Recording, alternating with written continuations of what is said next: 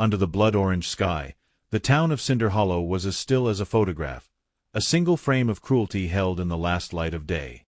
Dust rolled through the empty street, slow and watchful, as though even the wind hesitated to be seen. Near the blacksmith's yard stood a split-rail fence, and tied to it, wrists bound with coarse hemp, was a woman whose only crime was the shade of her skin. Her name was Maylin Carter, though few cared enough to learn it. Half American, half Chinese, she belonged nowhere. The townsfolk had called her names through the afternoon: half-breed, rail wench, yellow ghost, until the words lost meaning and became only sound. She stood barefoot on the dry earth, lashes crusted with tears, her hair tangled by wind and shame. A sign dangled from the fence beside her: unfit. Children watched from the edge of the street, curious but afraid.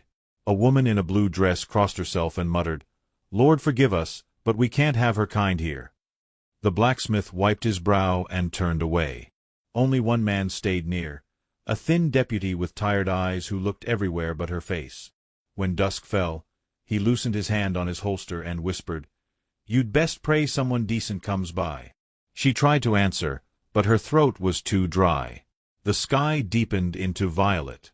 Somewhere in the distance, a dog barked once, then silence pressed in heavy and cold. The first star rose over the hills, and its light caught on her tears like tiny shards of glass. Then came the slow, rhythmic thud of hooves, a sound steady enough to break the stillness. The crowd turned.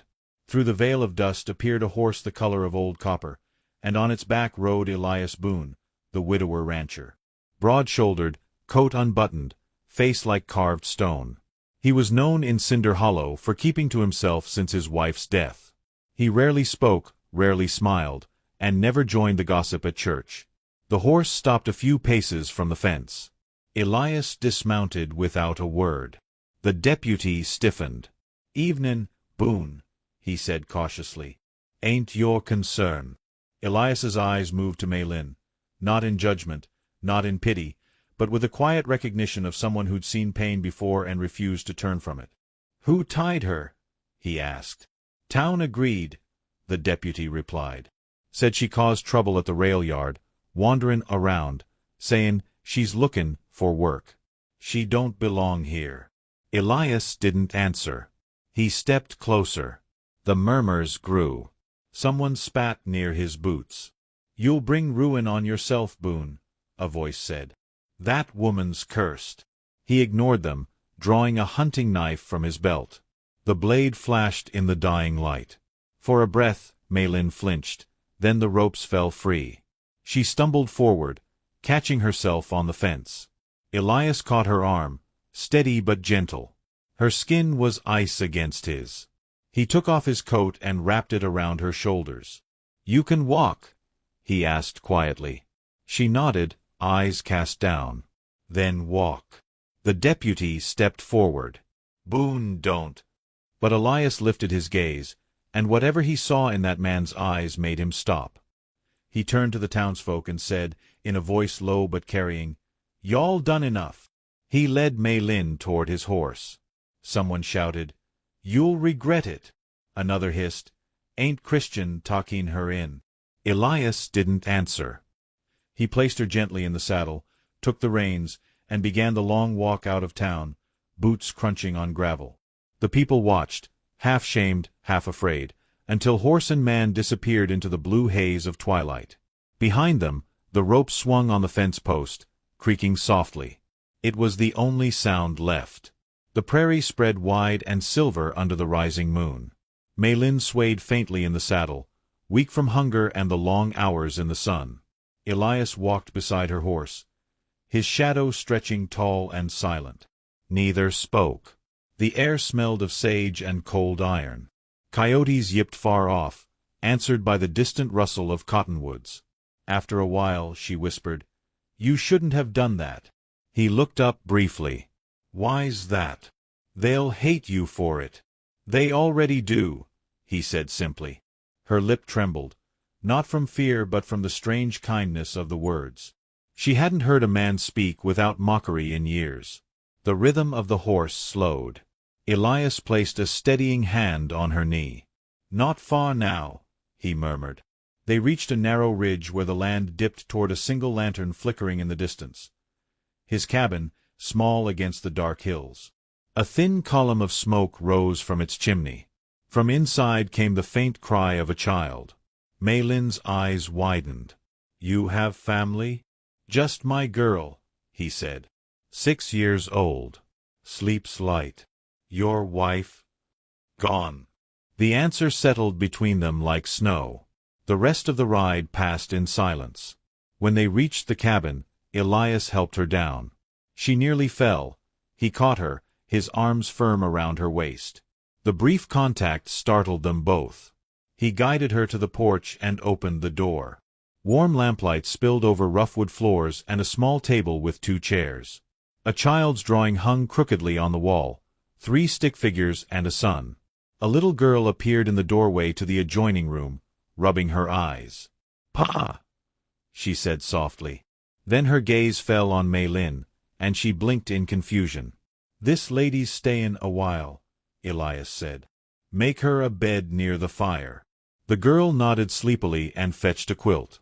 Mei Lin tried to speak, to say thank you, to promise she'd be gone by morning, but the words caught in her throat. Instead she whispered, "Why?" Elias paused, his face unreadable. "Didn't seem right leavin' you there," he said, then turned to check the stove. Outside, thunder rolled low across the prairie, and a few drops of rain tapped against the roof. Mei Lin sank to her knees near the hearth, trembling as warmth seeped into her bones. The little girl draped the quilt over her shoulders and smiled shyly. "You can have my mama's cup," she said. "It's pretty." Mei Lin stared at the chipped porcelain, her reflection trembling in its glaze, and for the first time in years, she felt seen. Elias stood in the doorway, backlit by lightning, watching the rain sweep across the hills. His jaw tightened, the look of a man who knew this act of mercy would cost him something he hadn't yet named. He closed the door against the storm, and the room fell into the soft rhythm of crackling fire, breathing, and distant thunder. Outside, the rope still hung on the fence in Cinder Hollow, swaying in the wind. By morning, the town would wake to whispers, and the first stone of trouble would be cast.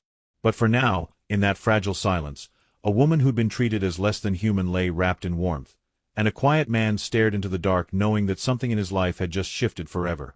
Morning arrived shy and pale, seeping through the cracks of the cabin like a cautious visitor. The scent of pine smoke lingered from the night before, softening the air that still held traces of rain. Mei Lin stirred beneath a quilt of faded patchwork. For a moment she couldn't remember where she was. Then she saw the child, small, freckled, hair the color of wheat, sitting cross-legged near the hearth, humming to herself as she brushed the mane of a wooden horse. The girl noticed her waking and smiled with the unguarded brightness that only children possess. "Pa said you were hurt," she said. "But you don't look hurt." Mei Lin's throat was dry. "Only tired," she whispered.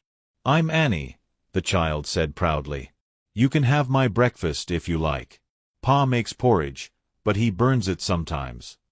Before Mei Lin could reply, the cabin door creaked open and Elias Boone stepped in, carrying 2 pails of water from the creek. His shirt sleeves were rolled, his hands raw from cold. He set the buckets down without a word. The air shifted with him, the kind of silence that carried authority, not anger. Annie ran to him, wrapping her arms around his leg. "Pa," she woke up. Elias nodded once, meeting Mei Lin's eyes. "You're safe here," he said, his voice low as gravel. "Rest if you need. Food's on the stove." She sat up slowly, still wrapped in the quilt. Her wrists bore the faint marks of rope. Elias's gaze flicked toward them, then away, as if the sight stung more than he expected. He poured a tin cup of water and set it beside her, careful not to touch her hand. "You can stay till you're steady again," he said. "No one'll bother you up here." The words sounded simple, but to her they felt like a shelter built out of light.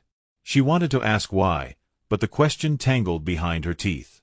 Outside, a crow called through the fog. Elias grabbed his hat and stepped out again to tend the animals. The door shut softly, leaving the faint echo of boots on damp earth. Annie climbed beside Mei Lin. "He don't talk much," she said confidentially. He ain't mean, though. Just quiet since Mama went to heaven. Maylin looked toward the small window where light spread in thin gold stripes. You must miss her. Annie nodded, still brushing the toy horse. Sometimes I think Pa does too, but he never says. Later, Maylin stood unsteadily and crossed to the basin to wash her face. The water was cold, biting, but it made her feel real again. On a nail by the door hung a wool shawl. She draped it around her shoulders and stepped outside. The hills rolled out in silence, washed clean by rain. The cabin perched alone among pines, smoke rising from the chimney in a gray ribbon. She breathed deeply, the air sharp with pine and soil. It felt like a world apart, untouched by the cruelty that had bound her to that fence. Yet the weight of it clung to her still. She thought of the faces in town, how they looked through her rather than at her, and her stomach knotted. Elias was by the corral, splitting logs with measured rhythm. Each strike was precise, controlled, the sound echoing across the clearing. He looked up once when she approached, sweat darkening the back of his shirt despite the cold. You should rest, he said. I'd rather work, she answered quietly. I can sew, clean, cook some. My mother taught me to mend clothes for miners near Truckee. He studied her for a long moment, then nodded toward a torn saddle blanket draped over the rail. If you're set on hell pin, start there. She took it, kneeling on the porch with a spool of thread she found in a tin. Her fingers were nimble, sure despite the chill. For a time, only the sounds of work filled the air, the rhythmic thud of the axe, the whisper of needle through fabric, the soft creak of the windmill turning. When Annie ran out later, she carried 2 cups of warm milk. Pa said to give you this, she said proudly. Maylin smiled and accepted it, her hands trembling slightly from cold. Elias paused his chopping, watching from a distance, the faintest glimmer of something human softening his eyes before he turned away. By afternoon the sky had cleared. Maylin hung the blanket to dry and stepped into the barn to fetch kindling. There she found Elias repairing a broken plow blade. You shouldn't have come for me, she said suddenly, the words slipping out. He didn't look up. Why's that? They'll come here. The town won't forget. He fitted the blade into place, tightened the bolt, and finally met her gaze. Let him talk. Words don't break fences. Her voice lowered. They broke me once. He set the wrench down and leaned against the beam. Then maybe it's time someone helped you stand. The quiet after that was almost tender. The barn smelled of hay and iron, and outside, Annie's laughter drifted like birdsong. Maylin swallowed hard. No one had ever spoken to her without a hint of shame or suspicion. It unsettled her, like warmth after years of cold. That night, she helped prepare supper. Elias didn't protest when she stirred the stew pot, though she noticed his eyes linger on her movements, cautious but not unkind. Annie recited a prayer before they ate, her small voice faltering at the end. Elias bowed his head. Maylin did too, more out of respect than faith. The 3 of them ate quietly, the clatter of spoons mingling with the low hum of crickets outside. Afterward, Maylin gathered the dishes, but Elias stopped her. You're our guest, he said. I'll do it. She hesitated. Guests don't usually mend blankets. That earned the ghost of a smile from him, brief, almost invisible. Then maybe you ain't a guest, he said, rinsing a bowl. Later, when Annie had gone to bed, Maylin sat near the fire sewing one of Elias's torn sleeves. The lamplight softened his features as he whittled a piece of wood across from her. The silence between them felt alive, heavy, but not uncomfortable. She broke it first. Back in California, I worked near the rail camps. Men would stare like they'd never seen a woman before. Some threw stones if I passed too close. Others tried to pull me behind the sheds. I ran until my feet bled. Elias's knife stilled. You tellin' me that so I'll feel sorry? No, she said quietly. So you'll understand why I can't believe kindness when I see it. He looked into the fire. You'll learn. The flames danced orange and blue between them, painting their faces in shifting light. Outside, the wind carried the smell of wet cedar. She sewed the last stitch and folded the shirt neatly on the table. Before turning in, Elias checked the window latch. "You're safe here," he said again, almost to himself. Then he blew out the lantern, and the room sank into darkness save for the red glow of coals. Maylin lay awake for a long time, listening to the cabin breathe, the creak of wood, the sigh of wind, the faint murmur of Elias talking softly to his daughter in the next room. It was a sound she hadn't known she'd missed, a man's voice that carried no threat. As she drifted toward sleep, she realized her hands no longer trembled. Yet in the back of her mind lingered a question: how long until the world found her again? Outside, down in the valley, the lamps of Cinder Hollow still burned, and among them, tongues of gossip were already beginning to glow. By the third week, the snow had begun to melt, revealing veins of brown earth beneath the hills. The world smelled of thawing pine and smoke, a mix of endings and beginnings. Maylin stood by the porch railing, a shawl wrapped around her shoulders, watching the runoff carve silver lines through the dirt. The cabin behind her was alive with small sounds, Annie humming as she fed the hens, Elias Boone sharpening a plow blade on the porch step. For the first time in years, she felt something close to peace. But peace in the West never lasted long. That morning, Elias hitched the wagon. "Need to fetch flour and nails," he said. "Town's low on supplies." His tone was neutral, yet his eyes flickered toward her. She understood without him asking. He wanted her to stay behind. But she lifted her chin. "I should come. I can pay for thread. My hands are no use sitting still." He studied her a moment, weighing the silence. "Fine," he said finally. "But keep close." Annie clapped her hands. "Can I come too, Pa?" "Bundle up," he said, and she ran inside. By the time they reached Cinder Hollow, the sun hung low and sharp, painting long shadows across the dusty main street. The world grew quieter as the wagon rolled past the saloon. Men leaned on porch rails, their eyes following the pale woman sitting beside the rancher. The whispers began like wind against grass. "That her? The one from the fence?" Boone's gone soft. Elias didn't flinch. He guided the horses straight toward the general store. Maylin kept her gaze forward, though she could feel the heat of their stares like coals pressed to her skin. Annie swung her legs from the wagon seat, oblivious, humming the same tune she'd sung to the hens that morning. At the store, Martha Clemens stood behind the counter, her lips tight as the stitching on her dress. "Morning, Elias," she said, voice clipped. "Didn't expect you to bring company." Elias removed his hat. "Need flour, sugar, and a spool of wire." Martha's eyes darted to Maylin, then away. "We're low on sugar. Guess you'll have to do without." Maylin stepped forward softly. "I only need thread," she said. Her accent lilted gently through the words. Martha hesitated, then turned her back deliberately. "Don't stock what don't sell," she said. The words hung like frost.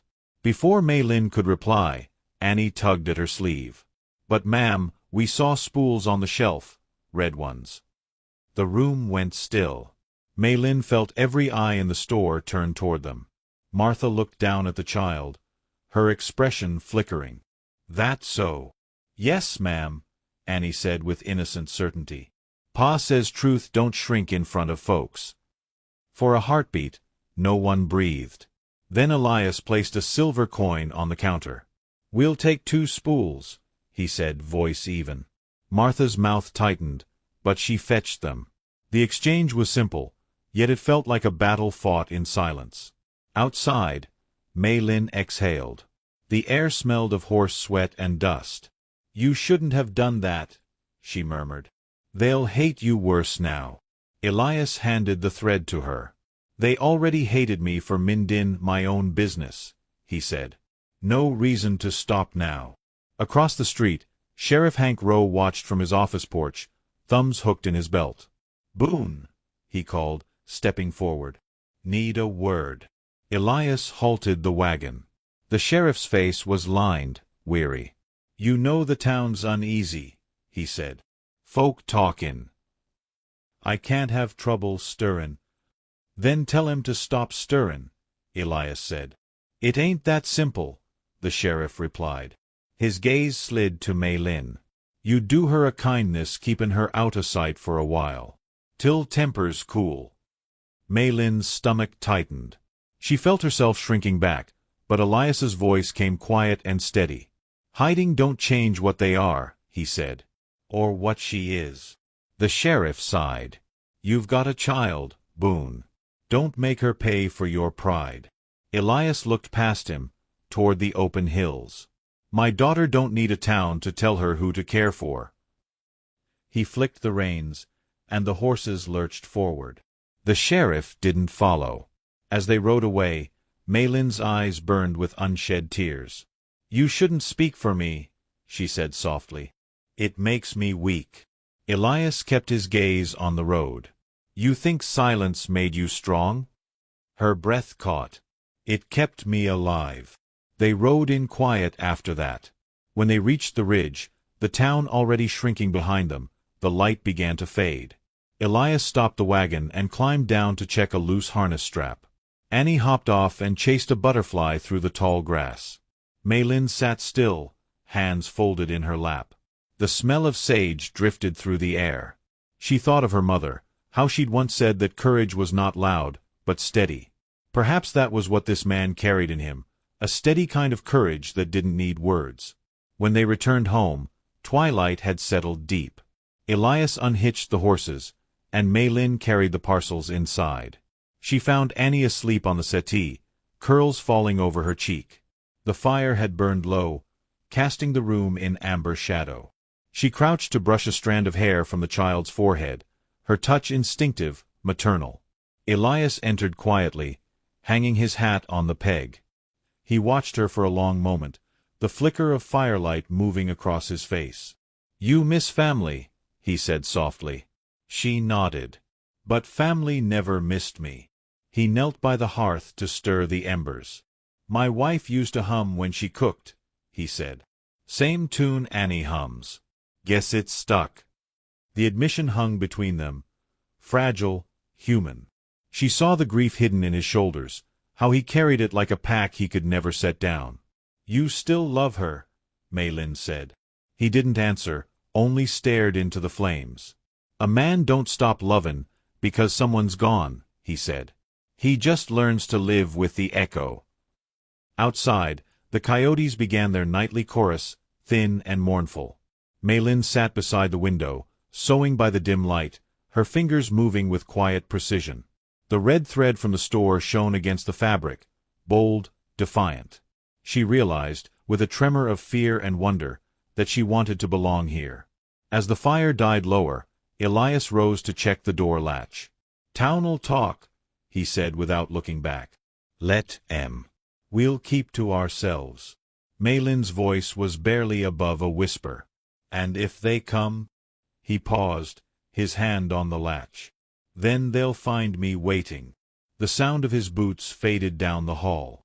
Mei Lin looked at the half-mended dress in her lap, the scarlet thread glinting like a wound that refused to fade. For the first time, she felt anger instead of shame, a fire kindled quietly under her ribs.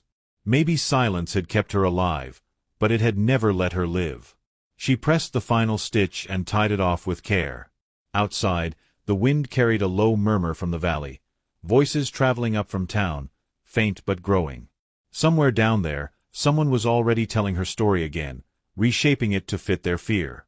Mei Lin blew out the lamp and sat in the dark, listening. The world beyond the hills was waking against her peace, and though she didn't yet know it, the coming days would test every fragile thing she'd begun to build. The rain came just after dusk, sudden and relentless, washing the hills in a silver haze. Wind clawed at the shutters, and the cabin trembled like a ship in a storm. Mei Lin stood by the window, watching lightning carve white veins through the sky. The air smelled of pine smoke and wet earth. Somewhere behind her, Elias Boone stoked the fire, its glow painting his face in gold and shadow. The storm had trapped them together, closer than either intended, and the silence between them felt like something alive. Outside, thunder rolled down the valley. "River'll rise by morning," Elias muttered, pulling on his coat. "Need to move the stock up the ridge." "I'll help," Mei Lin said quickly. Her voice trembled with determination. You can't do it alone. He hesitated, then nodded once. Grab your shawl. They stepped into the storm, rain slapping against their faces. The world was a blur of motion. Mud, hooves, the hiss of water running in rivulets down the slope. Maylin's dress clung to her legs, her hair soaked through within minutes. She followed Elias through the pasture, helping drive the horses toward higher ground. Every flash of lightning turned the landscape ghost-white. The animals panicked, eyes rolling, but Elias's voice cut steady through the noise, calm, sure, commanding. Maylin watched him move with quiet awe, the storm bending around his will. When the work was done, both were drenched and shivering. The barn offered their only shelter, its roof echoing with the steady drum of rain. Elias pushed the door shut, braced it with a beam, and leaned against the wall, catching his breath. Maylin stood near the lantern, her chest heaving, clothes heavy as grief. For a moment, neither spoke. Only the rain filled the silence. "You're half drowned," Elias said finally. "Come closer to the light." She obeyed, though her pulse quickened as she stepped nearer. He reached for a blanket from the tack trunk and handed it to her without meeting her eyes. His hands were rough, trembling slightly from the cold. She draped the wool over her shoulders, but her teeth still chattered. "Here," he said, striking a match and lighting the lantern. Its glow spread across the hay and tools, turning the barn into a pocket of warmth against the storm. The scent of damp wood and horses filled the air. Maylin sat on an overturned crate, drawing the blanket tighter. Elias crouched near her, rubbing his palms together for heat. After a long pause, she spoke. "You didn't have to help me that night. You could have left me." He looked at her, rain still dripping from his hair. "Didn't seem right. No one else thought so." "They ain't the measure of right," he said quietly. The words settled deep in her chest, heavy and gentle at once. She studied him, the faint scar across his cheek, the quiet steadiness in his gaze. There was a strength there that didn't demand to be seen. Her voice softened. "You've lost someone too." He stared into the flame. "My wife. Winter before last. Fever took her and the baby. After that, the house just emptied." The confession came like a stone dropped into water, ripples spreading through the silence. Maylin's throat tightened. "I'm sorry," she whispered. "I know what it is to be left behind." He nodded, not in thanks but understanding. "You married?" "No," her voice trembled. "A man once claimed me near the camps. Said he'd protect me. Then he sold me for a silver watch when the company moved north." Elias's jaw tightened. The firelight caught the wetness in her lashes, though she blinked it away. "I learned not to trust men who make promises," she said. "They keep them only when it costs them nothing." He was quiet for a long time. Rain hammered the roof harder, and wind moaned through the cracks. Then, in a voice almost lost to the storm, he said, "Some promises ain't spoken out loud." She looked at him sharply. He met her eyes, and for the first time, something unguarded passed between them, a recognition, raw and human. The lantern light flickered, throwing their shadows close together on the wall. Lightning split the sky outside, so bright it lit every nail in the rafters. The thunder followed like a roar. Maylin flinched, instinct pulling her nearer. Elias didn't move, didn't touch her, but his stillness steadied her more than comfort ever could. When she finally looked up, their faces were inches apart. The rain softened, as if pausing to listen. "You should rest," he said at last, his voice low. "Storm'll ease soon." But she couldn't look away. "Why are you kind to me?" He seemed to wrestle with the answer. "Because I know what it means to be alone too long," he said. She wanted to say something back, to tell him that his quiet had become the only peace she'd known, but the words refused to form. Instead, she reached for the lantern and set it beside him. "Then let's not be alone tonight," she whispered. He didn't reply, only stared at the flame, the rain glinting on his skin like tears he'd never shed. The air between them grew thick, fragile. Neither crossed the small distance, yet something irreversible had already passed. Hours later, the storm began to fade. The rain turned to a whisper. Elias leaned against the wall, exhaustion tugging at him. Maylin wrapped the blanket around both their shoulders. The gesture was small, almost shy, but it carried the weight of something wordless. She could feel his breath steady against her temple, his warmth seeping through the chill. For the first time in her life, she didn't feel like she was trespassing on someone else's mercy. "Your daughter," she murmured after a while. "She'll wonder. She trusts me," he said simply. "She'll know I did what's right." Maylin smiled faintly. "That's what frightens me, that your rightness might cost you everything." He turned to her, voice steady but quiet. "Then it's a fair price." Thunder murmured once more in the distance, fading toward the plains. Maylin rested her head against his shoulder, her eyes closing as the world exhaled. When she drifted into sleep, Elias stayed awake, watching the lantern's flame tremble. He saw, perhaps for the first time, how fragile and fierce she was, how her presence filled the hollow places he'd learned to ignore. Outside, dawn pressed faint light through the cracks of the barn. The rain had stopped. Steam rose from the soaked earth like breath. Elias reached for the lantern, but his hand paused midair, hovering above her hair, afraid to disturb the moment. He looked at her face in the half-light, soft, unguarded, alive, and knew that the quiet life he'd built was no longer safe. When the first bird called from the pines, she stirred and opened her eyes. Their gazes met, unbroken. He started to speak, but the words faltered. Somewhere down the valley, the faint toll of the church bell echoed, a reminder of the world waiting beyond the hills. Maylin straightened, the blanket slipping from her shoulders. "They'll never let this be simple," she said. Elias rose, his expression unreadable. "Then we won't ask their permission." For a heartbeat, the air stood still. The storm had passed, but something larger had begun to move between them, something neither could name, yet both understood. And as the sun broke over the ridge, spilling light across the drenched fields, they stood side by side in the doorway of the barn, knowing the rain had washed away more than mud, it had taken the last of their hiding with it. By noon, the sky was the color of gunmetal, and the air carried the taste of coming trouble. Down in Cinder Hollow, rumors had caught fire, how Elias Boone was keeping a heathen woman in his home, how his little girl now called her mama. The words twisted through town like smoke, feeding on envy and fear. By sundown, a group of men gathered outside the saloon, rifles gleaming under a storm-dark sky.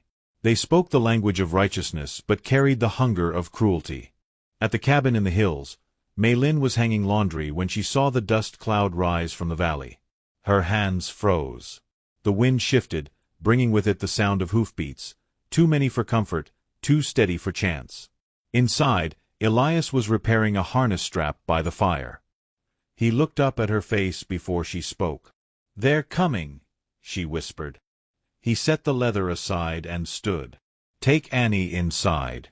Lock the door. Elias, do as I say." The fear in her chest was sharp, but she obeyed, guiding the child into the small bedroom. Annie clung to her waist. "Is it the bad men, Mama?" she asked softly. The word Mama broke something open inside Maylin, fragile and fierce. "It's just thunder, sweetheart," she said, forcing calm. "Stay quiet now." Outside, the riders approached, Martha Clemens's brother among them, and two farmhands who drank their courage in whiskey.